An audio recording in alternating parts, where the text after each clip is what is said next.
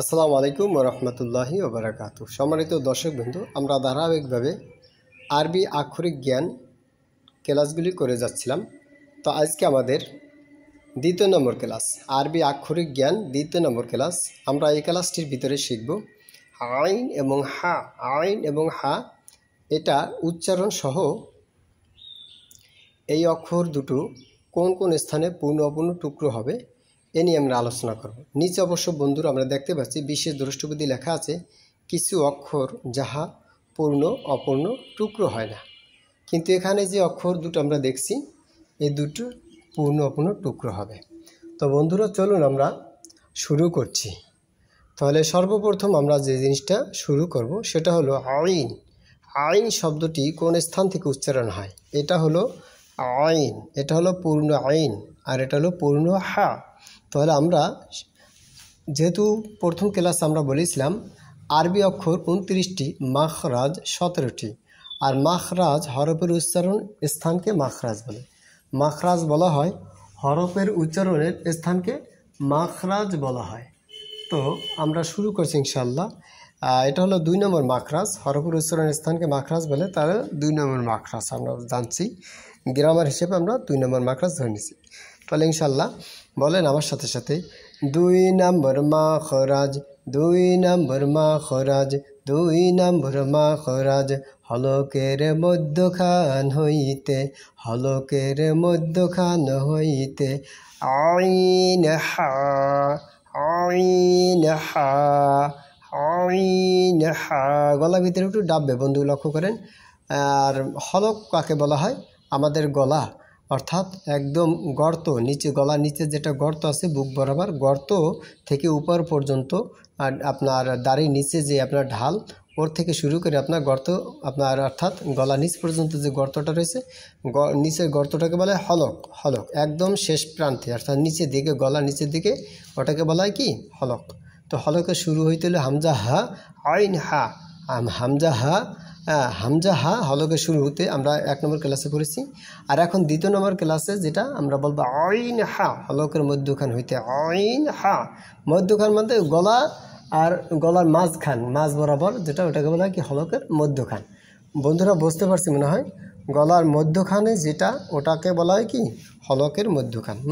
তাহলে হলকের মধ্যখান হইতে, হলকের মধ্যখান হইতে আইন হা, আইন হা, আইন হা, হা, হা, হা, আইন, আইন, আইন। আমরা একটু বলবো, কিন্তু বলতে হবে বন্ধুরা। এত কষ্ট করে শেখার কোনো প্রয়োজন নেই, দরকার নেই। তবে এই জন্য প্রথম পর্যায়ের দরকার রয়েছে। একটু উচ্চারণটা যদি সুন্দরভাবে হয়, যখন আপনি পড়বেন তখন আপনার এই অতগুলি আসবে না, তখন মিডিয়ামটা আসবে। অবশ্য বন্ধুরা একদম কষ্ট করে পড়ার কোনো প্রশ্নই আসে না।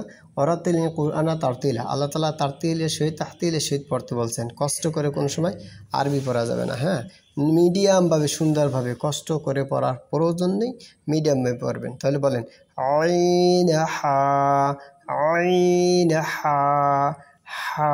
একটু গলা ভিতর কি হবে? ডাববে।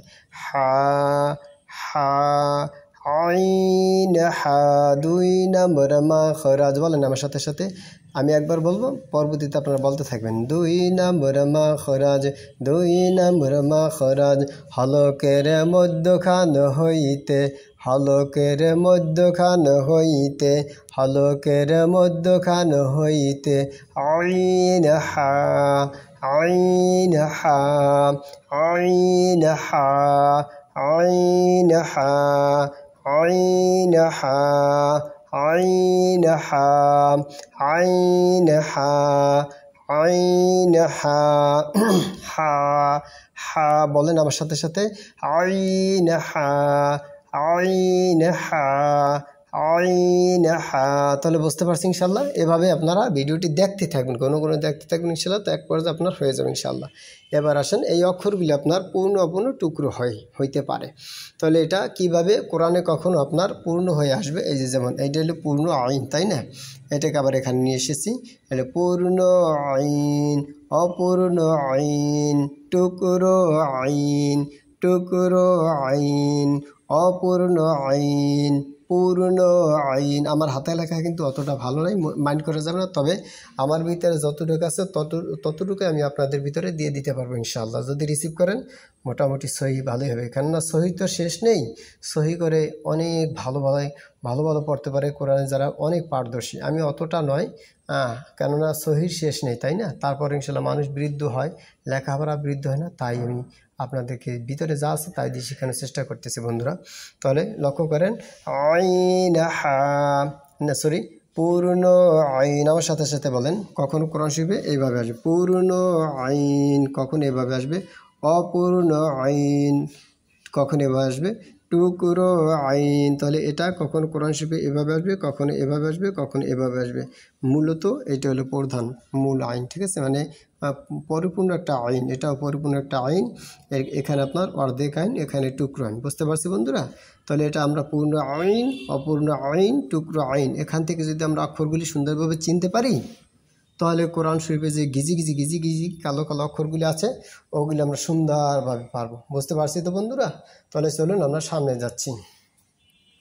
এরপরে হা হা হা, তাহলে এটা হলো আপনার পূর্ণ হা, এটা পূর্ণ হা, অপূর্ণ হা, টুকরো হা, টুকরো হা, বলেন আমার সাথে সাথে টুকরো হা, টুকরো হা, টুকরো হা, টুকরো হা, টুকরো হা, অপূর্ণ হা, অপূর্ণ হা, অপূর্ণ হা, অপূর্ণ হা, পূর্ণ হা, পূর্ণ হা, পূর্ণ হা, পূর্ণ হা, অপূর্ণ হা, টুকরো হা, পূর্ণ হা, অপূর্ণ হা, টুকরো হা। বুঝতে পারছি বন্ধুরা? তাহলে আমরা লক্ষ্য করি ইনশাআল্লাহ। এবার ফুল ব্ল্যাকবোর্ডটা আমরা দেখতে পাচ্ছি। তাহলে প্রথম দুটো বড়, ওটা হচ্ছে পূর্ণ আইন, তারপর এটা হলো পূর্ণ হা। এরপরে প্রথমটা হলো কি পূর্ণ আইন, তারপর এটা আপনার সমান সমান দেওয়ার পরবর্তী পূর্ণ আইন, তারপর অপূর্ণ আইন, তারপরে টুকরো আইন, তারপরে আপনার হা হা। এরপর আপনার দেখা গেছে এটা হলো আপনার পূর্ণ আইন সমান পূর্ণ হা সমান সমান, তারপর পূর্ণ হা, অপূর্ণ হা, টুকরো হা। এখন এই হাগুলি, এই যে আবার বলছি, এই যে পূর্ণ আইন, পূর্ণ আইন, এটা কখনো পূর্ণ হয়ে আসবে, কখনো অপূর্ণ হয়ে আসবে, কখনো টুকরো হয়ে আসবে। এখান থেকে যদি আমরা সুন্দরভাবে চিনতে পারি, তাহলে কোরআন শরীফের ভিতরে ইনশাল্লাহ আমাদের সহজ হয়ে যাবে। আক্ষরিক জ্ঞানটা কিন্তু একেবারে মূল, এটা লক্ষ্য রাখবেন ইনশাল্লাহ। এরপরে মদ গুন্না আপনার আকার অস্বীকার, আপনার অস্বীকার যা আছে না ইনশাল্লাহ পরে আমরা শিখবো, ঠিক আছে? তাহলে হা, পূর্ণ হা, অপূর্ণ হা, টুকরো হা, পূর্ণ হা, অপূর্ণ হা, টুকরো হা, টুকরো হা, অপূর্ণ হা, পূর্ণ হা, পূর্ণ হা, অপূর্ণ হা, টুকরো হা। বুঝতে পারছি তো ইনশাল্লাহ? তাহলে এখানে আপনার আইন, তাই না? পূর্ণ আইন, অপূর্ণ আইন, টুকরো আইন, আইন হা। বুঝতে পারছি? 2 নম্বর মাখরাজ হলকের মধ্যখান হইতে আইন হা, আইন হা, আইন হা, আইন হা। এই ভিডিওটা আপনারা বারবার করে দেখবেন ইনশাল্লাহ, একবার আপনার সবার হয়ে যাবে ইনশাল্লাহ। তো দোস্ত বুজুর্গ, আমরা দেখতে পাচ্ছি মাদ্রাসাতুল মাদিনার আপনার অনলাইন ভিত্তিক ক্লাস মাদ্রাসাতুল মাদিনা পুরুষ মহিলা উভয় শাখার ভিতরে পুরুষ শাখা থেকে আপনার সম্প্রচার করা হচ্ছে পূর্ব পাশা দক্ষিণ পাড় কেন্দ্রীয় জামি মসজিদ সংলগ্ন মাদ্রাসাতুল মাদিনা পুরুষ শাখা। তো আমরা ইনশাল্লাহ নিয়মিতভাবে এরকম ক্লাসগুলি করব। বন্ধুরা একটা জিনিস জেনে রাখবেন, শাহাদাত আঙ্গুল দিয়ে ওই ডায়লগটা আমি আবারও দেবো, প্রতি ক্লাসে দেওয়ার চেষ্টা করি, কেননা ইম্পর্টেন্ট একটা কথা, এটার মাধ্যমে নাজাত পেতে পারি, এই জন্য কথাগুলি বলছি। যে এই শাহাদাত আঙ্গুল, এই যে শাহাদাত আঙ্গুলটা আছে দেখা যাচ্ছে, এই শাহাদাত আঙ্গুল এটা কিন্তু আপনার সাক্ষী থেকে যাবে। আপনার দেখা গেছে পাপের কাজে যদি আপনার লাইক কমেন্ট শেয়ার করেন তাহলে ওটাও আপনার পেয়ে যাবেন, আর যদি ভালো কাজে লাইক কমেন্ট শেয়ার করেন এই শাহাদাত আঙ্গুল দিয়ে, তাহলে ওটা আপনার পেয়ে যাবেন। অর্থাৎ আখেরাতে কিন্তু দুটোটাই আপনার ভোগ করতে হবে, আর আপনার খুশি যে যেটা আপনার গ্রহণ করতে পারেন। তবে আপনি যদি বলেন যে ইনকাম সোর্সের রাস্তা খুঁজে পেলাম না, আমি না ইনকাম করে খেলাম, হ্যাঁ এটা ঠিক আছে বন্ধু, কিন্তু আপনি যে কথাগুলি বলেন যেটা যদি আপনার তথ্য মিথ্যা হয় তাহলে তো আপনি গুণাগার হলেন, ঠিক না বন্ধু? এই জন্য সবের উদ্দেশ্যে অবশ্যই ইনকাম সোর্স আসাটাই স্বাভাবিক। এই কোয়ালিটি ভিডিও না, যে কোয়ালিটি ভিডিও বানাবেন না কেন কম বেশি ইনকাম সোর্স ইউটিউবের পক্ষ থেকে অবশ্যই কর্তৃপক্ষরা দিয়ে দেবে।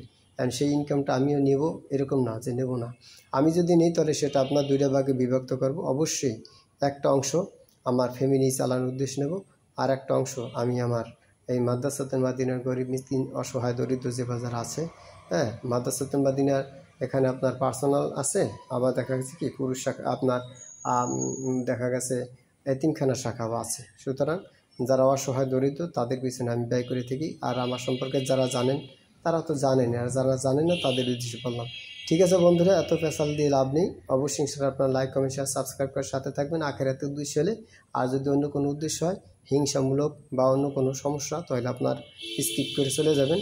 আপনাকে আমি বদদোয়া করবো না, সুদোয়া করবো। ঠিক আছে বন্ধুরা, ইনশাআল্লাহ ভালো থাকবেন, সুস্থ থাকবেন। দেখা হবে ইনশাআল্লাহ 3য় নম্বর ক্লাসে। আসসালামু আলাইকুম ওয়া রাহমাতুল্লাহি ওয়া বারাকাতুহু।